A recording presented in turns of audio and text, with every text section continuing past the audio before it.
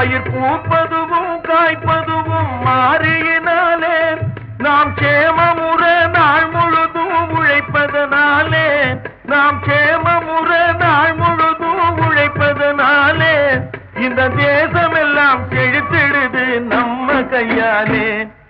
ஏர்முனைக்கு நேர் இங்கே எதுவுமே இல்லை, என்றும் நம்ம வாழ்விலே பஞ்சமே இல்லை.